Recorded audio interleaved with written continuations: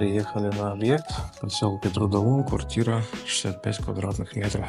Довезли материалы на объект, начали строить стены,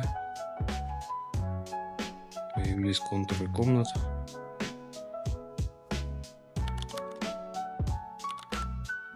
Строили перегородки. Здесь уже штукатурили стену, чтобы смонтировать электрощит. Перегородки. В этой части будут окна по дизайн-проекту, для того, чтобы свет с окон спален попадал в кухонную зону.